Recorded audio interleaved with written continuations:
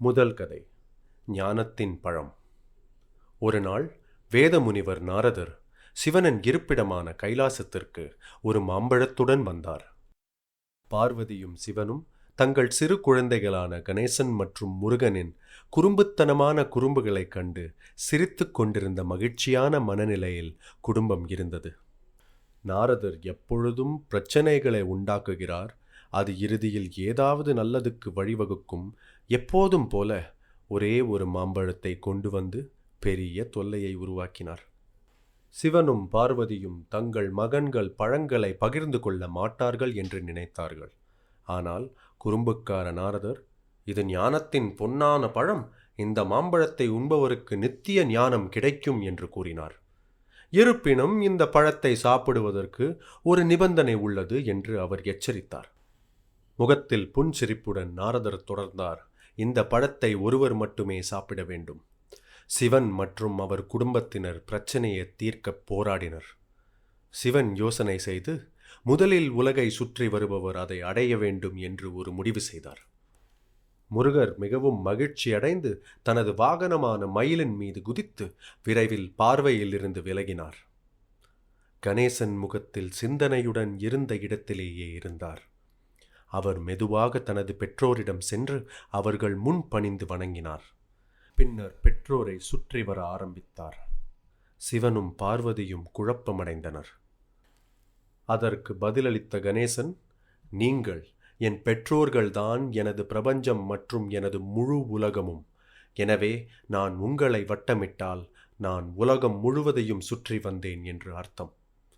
இப்படி சொல்லி தன் 3வது வட்டத்தை முடித்தார் கணேசன். மகிழ்ச்சியும் பெருமையும் கொண்ட பெற்றோர் அவருக்கு மாம்பழத்தை வழங்கினர். முருகன் திரும்பி வந்ததும் தம்பியின் கையில் இருந்த பழத்தை பார்த்து திடுக்கிட்டான். ஏமாற்றமும் கோபமும் அடைந்த அவர் எந்த வார்த்தையும் பேசாமல் புறப்பட்டு இன்றைய பழனி மலையை அடைந்தார். அங்கு அவரது பெற்றோர்கள் அவரை சமாதானப்படுத்த விரைந்தனர். அவர்கள் அவரை அழைத்தார்கள். ஞானப்பழம் நீயப்பா, அதாவது நீயே ஞானத்தின் முட்டை என்று அர்த்தம். அதனால்தான் அந்த மலை பழனி என்று அழைக்கப்படுகிறது. 2வது மாம்பழக் கதை. காரைக்கால் அம்மையார். நீண்ட காலத்திற்கு முன்பு பிரெஞ்சு ஆட்சியின் போது கடலில் மூழ்கிய காரைக்கால் வங்காள விரிகுடாவின் பிரதான துறைமுகமாக இருந்தது. அந்த நகரத்தில் இருந்த தனதத்தன் என்ற பணக்கார மற்றும் பக்திமிக்க வியாபாரிக்கு பெண் குழந்தை பாக்கியம் கிடைத்தது. அவளுக்கு புனிதவதி என்று பெயரிட்டான். அவள் பிறந்த வீட்டின் பக்தி சூழ்நிலையை அவளது நரம்புகளில் உள்வாங்கினாள். மேலும் விளையாட்டின் போது கூட அவள் பொம்மை கோயில்களை கட்டி சிவனின் பெயரை உச்சரித்தாள். அவள் ஒரு அழகான கன்னியாக வளர்ந்தவுடன் அவளது தந்தையைப் போலவே இளம் மற்றும் பணக்கார வணிகரான பரமதத்தனுடன் அவளது திருமணம் சிறப்பாக நடைபெற்றது. ஒரு நாள் பரமதத்தன் வேலை செய்யும் இடத்தில் வியாபாரம் செய்யும் வழியில் 2 வியாபாரிகள் அவரை சந்தித்தனர். அவர்கள் அவருக்கு 2 பழுத்த மாம்பழங்களை பரிசாக அளித்தனர். மதிய உணவுக்கு அவர்களை வீட்டுக்கு அனுப்பினார். இந்த நேரத்தில் ஒரு சிவபக்தர் புனிதவதிக்கு வந்து உணவு கேட்டார். ஒரு நாள் வணிகர்கள் சைவ பக்தர்களுக்கு விருந்தோம்பலுக்கு பெயர் பெற்றவர்கள். அவள் அவர்களுக்கு நன்றாக ஊட்டி மாம்பழங்களில் ஒன்றையும் பரிமாறினாள். பக்தர் மிகவும் திருப்தியடைந்து வழியே சென்றார். புனிதவதி இக்கட்டான நிலையில் இருந்தாள். ஒரு தூண்டுதலின் பேரில் அவள் சிவனிடம் பிரார்த்தனை செய்தாள். உடனே அவள் கையில் ஒரு மாம்பழம் விழுந்தது. இதை அவள் பரமதத்தனுக்கு பரிமாறினாள். அதை ருசித்தபோது அவர் திடுக்கிட்டார். சரி, இதை போன்ற இனிப்பான பழம் உலகிலும் இருப்பதாக நான் நினைக்கவில்லை. இது வியாபாரிகள் கொடுத்தது என்பது உறுதியாக தெரியுமா என்று மனைவியிடம் கேட்டார். புனிதவதி ஒரு நேர்மை மற்றும் உண்மையின் உருவம். பசித்த பக்தனுக்கு ஒரு மாம்பழத்தை கொடுத்ததை அவள் விவரித்தாள். பரமதத்தன் அதை கேட்டதும் அவள் சமையலறைக்குள் சென்று சிவனிடம் பிரார்த்தனை செய்தாள். சிவனுடைய அருள் பழுத்த மாம்பழமாக அவள் கைகளில் பறந்தது. பரமதத்தன் ஒரு முழுமையான பொருள் முதல்வாதி மற்றும் அற்புதங்களை நம்ப முடியவில்லை.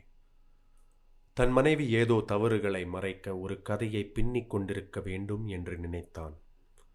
ஆண்டவன் உனக்கு மாம்பழத்தை கொடுத்தானா? அப்படியானால் அதை நிரூபிக்கவும். எனக்கு வேறொரு மந்திர மாம்பழம் வாங்கித் தாருங்கள் என்றான். சற்றும் யோசிக்காமல் எதிர்பாரா சோதனையை எதிர்கொண்டாலும் சிவன் அருளில் நம்பிக்கை கொண்ட புனிதவதி இறைவனிடம் பிரார்த்தனை செய்யத் தொடங்கினாள். இறைவன் எப்போது தன் உண்மையான பக்தனை தவறவிட்டான்? நிச்சயமாக போதும். 3வது மாம்பழம், புதியது, பழுத்தது, வெட்டப்படாதது, புனிதவதியின் கைகளில் தோன்றியது. அமைதியாக முன்னோக்கிச் சென்று அந்த பழத்தை பரமதத்தனின் கைகளில் வைத்தாள். மாம்பழம் அவன் கைகளைத் தொட்டதால் அது மறைந்தது. பரமதத்தன் பயந்து போனான். புனிதவதியை தெய்வீகமானவள் என்று எண்ணி அவன் நெருங்கக்கூடாது என்று முடிவு செய்தான். அதனால் அவன் உடனே வீட்டை விட்டு வெளியேறினான். நடந்ததை அறிந்த பெற்றோர் புனிதவதியை அவரது கணவர் இருக்கும் இடத்திற்கு அழைத்துச் சென்றனர். அவளை பார்த்த உடனேயே அவள் தெய்வீக பெண் என்றும் தனக்கு தகுதியில்லை என்றும் அவள் காலில் விழுந்தான். அவனது அவல நிலையை அறிந்த புனிதவதி சிவனை வணங்கி தன் வாழ்நாள் முழுவதையும் இடையூறு செய்யாமல் இளமையும் அழகான உடலையும் அகற்றும்படி சிவனிடம் வேண்டினாள். பொதுவாக உடல் அழகை கெடுக்கும் மனித விவகாரங்களின் உலகில் அவளது அர்த்தமுள்ள தேவையை இறைவன் உணர்ந்து கொண்டதாகவும் அவள் ஒரு கிரீடமாக மாற்றப்பட்டதாகவும் கூறினார். ஆனால் அவளுடைய அழகு முழுவதையும் அவளது பக்தி கீதங்களுக்குள் செலுத்தியது போல் இருந்தது. வசனங்கள் நிச்சயமாக அழகை மிஞ்சும். அவர் முதல் தமிழ் பக்தி கவிஞர் மற்றும் சிவபெருமான் மீது அழகான பாடல்களை இயற்றினார். தமிழில் அந்தாதி என்ற புதிய வகையை உருவாக்கினார். முதல் சரணத்தில் கடைசி வார்த்தை, 2வது சரணத்தில் முதல் வார்த்தையாக இருக்கும். அவள் பெயரும் புகழும் எங்கும் பரவியது. இப்போதும் தமிழகம் மற்றும் தென்கிழக்கு ஆசியாவில் உள்ள பல கோவில்களில் அவரது திருவுருவங்கள் காட்சிக்கு வைக்கப்பட்டுள்ளன. 1800 ஆண்டுகளுக்கு முன்பு தென்கிழக்கு ஆசியாவில் தமிழர்கள் இந்து சாம்ராஜ்யத்தை நிறுவினர். தமிழ்நாட்டில் கங்கை கொண்ட சோழபுரத்தில் காரைக்கால் அம்மையார் பிரார்த்தனை செய்யும் அழகிய புன்னகை நடராஜர் சிலை உள்ளது. மாம்பழம் பற்றிய முதல் கதை கார்த்திகேயன் என்று அழைக்கப்படும் முருகப்பெருமானின் 6 படை வீடுகளில் ஒன்றான பழனியை உருவாக்கியது. இவ்விடம் திருவிழா காலங்களிலும் விசேஷ நாட்களிலும் நாட்டின் பல பகுதிகளிலிருந்து வரும் மக்களால் நிரம்புகிறது. படத்தை பற்றிய 2வது கதை 18,000 பாடல்களை கொண்ட 12 திருமறை பக்தி பாடல்கள் இயற்றப்பட காரணமானது.